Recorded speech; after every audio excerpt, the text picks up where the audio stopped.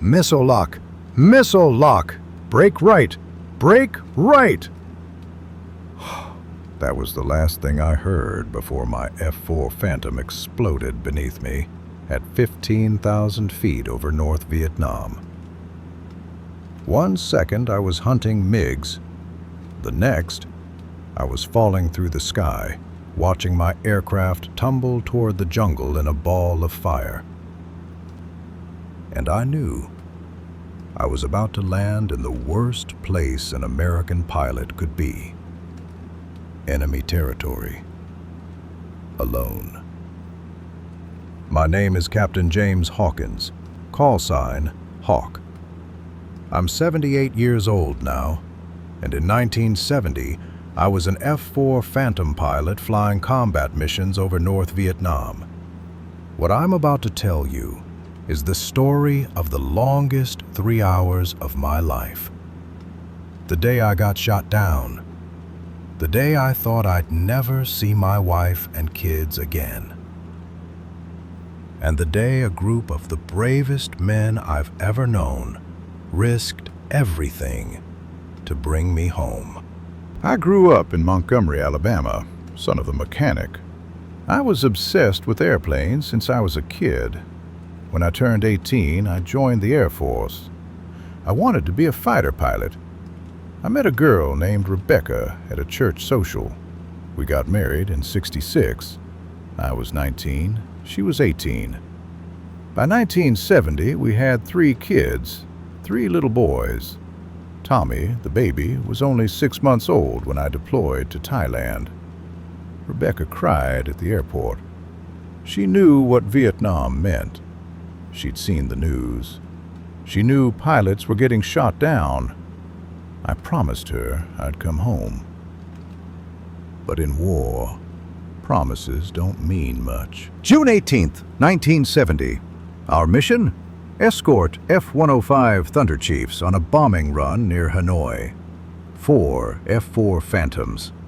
My backseater was Lieutenant Bobby Mitchell, Mitch. We'd flown 47 missions together. Takeoff was smooth. We flew north into North Vietnam at 25,000 feet. Mitch was monitoring radar. Hawk, I got contacts. Multiple bogies, 30 miles out. MiGs. They were waiting for us. Our flight leader came over the radio. Gunfighter flight, we got company. Arm your weapons. I flipped the master arm switch. Sidewinder missiles, hot. My heart was pounding. Because up here, someone's gonna die. Contacts! Visual! Mid-21s, 11 o'clock high. 4 silver darts diving out of the sun. MiG-21s, fish beds. Brake left! I yanked the stick hard. 7G turn. The G-forces crushed me into my seat. My vision tunneled. One MiG locked onto me. Mitch! MiG at 6 o'clock! I see him! I shoved the throttles full forward. Afterburners kicked in. The Phantom leapt forward, 700 knots. But the MiG stayed with me. I threw the Phantom into a vertical climb, straight up, 32,000 feet. The MiG followed. I snap-rolled, inverted, and pulled into a split S, flipping upside down and diving straight down. 9 Gs, metal screaming. I was screaming. Hawk, he's still on us! I chopped the throttles, speed brakes, out. The Phantom decelerated hard. The MiG shot past me, too fast. Now he was in front of me. I lined him up. Tone, lock. Fox 2! I squeezed the trigger. The Sidewinder tracked. Boom. The MiG exploded. Orange fireball. No shoot. Splash 1!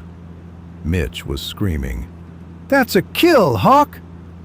But there was no time to celebrate. Missile launch! Sam! Sam! Sam! A surface-to-air missile from the ground. The radar warning was screaming. I threw the Phantom into a diving turn, 10 Gs.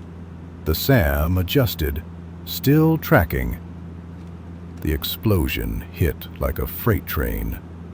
Fire warning lights, both engines screaming, flight controls gone.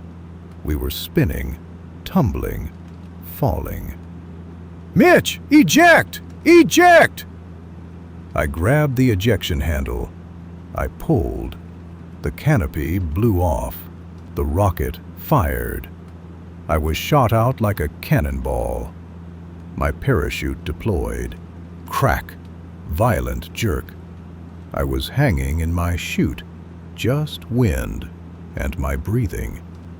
Below me, my Phantom hit the ground and exploded. I looked down. Green jungle, North Vietnam. I was drifting into hell. Sobrevivencia.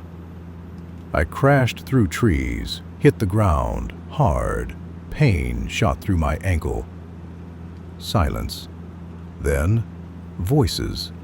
Vietnamese voices, shouting. They'd seen my chute. I grabbed my survival radio and .38 revolver, limped into the jungle, found a thicket, crawled inside, covered myself with leaves. The voices got closer. Viet Cong, searching. They walked past me, 10 feet away. They kept going. I pulled out my radio. Any station, this is Gunfighter 3.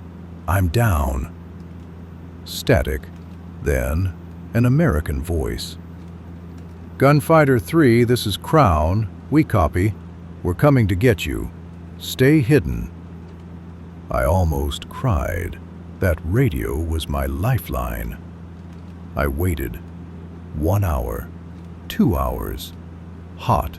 Humid. Mosquitoes everywhere.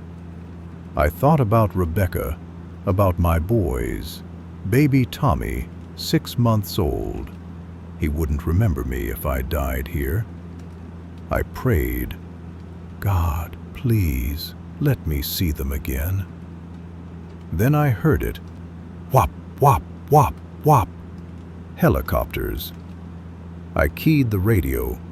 Crown, I hear the helos. Pop smoke when you see us. The helicopters appeared. Jolly green giants, beautiful, with door gunners. And they were taking fire. Rat-tat-tat-tat. Viet Cong shooting. Tracer rounds. The gunners returned fire. I popped orange smoke. I got orange smoke! We see you! Hold tight! One helo descended into the clearing. Rotor wash everywhere. Gunfire everywhere. Bullets hitting the helicopter. The gunner waved. Come on, run! I ran, limped. 50 yards, 30 yards. Bullets hitting the dirt next to me. 20 yards. I dove. The gunner grabbed me, hauled me up.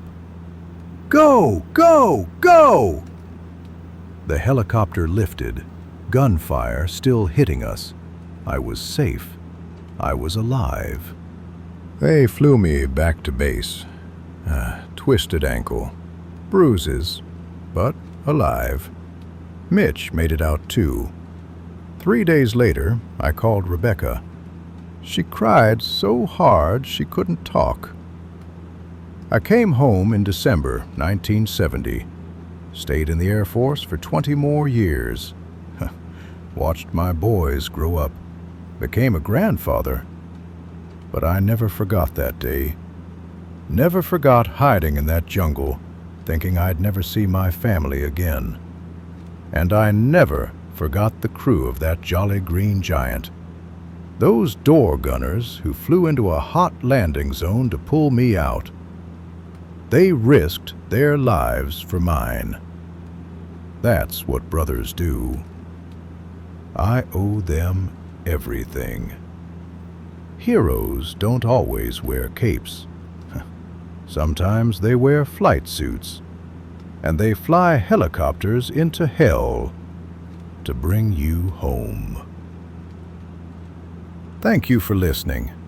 If this story moved you, share it. And if you see a Vietnam veteran, shake his hand. God bless you, and God bless America.